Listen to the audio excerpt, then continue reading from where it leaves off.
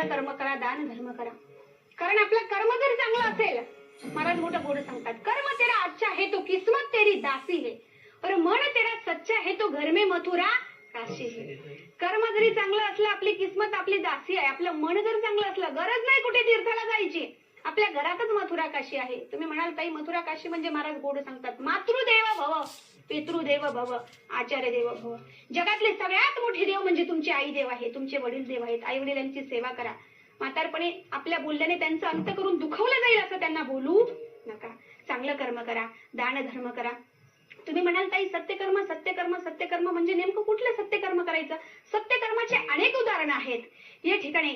म्हणून सत्यकर्म जर आपण करू शकत नाही ना, जो कोणी चांगलं करतोय, जो कोणी दुसऱ्याचं भलं करतोय, त्याला भय तरी दाखवू नका. कारण महाराज सांगतात, घातलिया भय नरका जाणे. आता सत्यकर्माचे अनेक उदाहरणं आहेत या ठिकाणी. समजा एखाद्या गरीबाच्या मुलाला चांगली मुलगी भेटली, पैशावाल्याची मुलगी भेटली. आता लग्न हे सुद्धा एक सत्यकर्मच आहे, पवित्र बंधनच आहे. दोन जीवांना एकत्र आणण्याचं पवित्र माध्यम आहे. लग्न केल्याशिवाय स्त्री किंवा पुरुष एकत्र येऊ शकत नाही, संसार करू शकत नाही. त्याकरिता लग्न हे पवित्र बंधन आहे. अशा पवित्र बंधनाला सुद्धा काही लोक भय दाखवतात.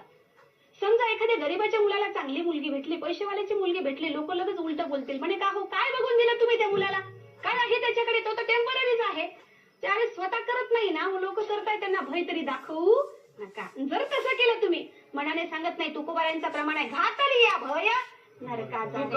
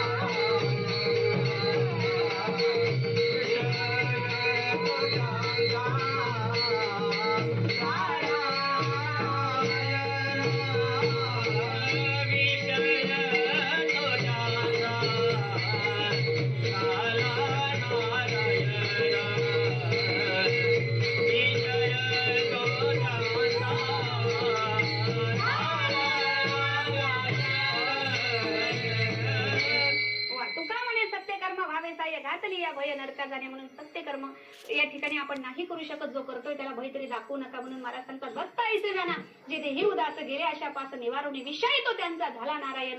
ना आवडे जनधन माता पिता निर्वाणी गोविंद असे मागे पुढे काहीच साकडे पडून येते. तुका म्हणे सत्यकर्म भावे साय घातलिया भय नरका जाणे. म्हणून माझ्या अल्पबुद्धीप्रमाणे या ठिकाणी चिंतन मांडण्याचा प्रयत्न केला. माझ्या भगवान परमात्म्याची साधू संतांची या ठिकाणी कृपा. या ठिकाणी ज्ञानेश्वर माऊली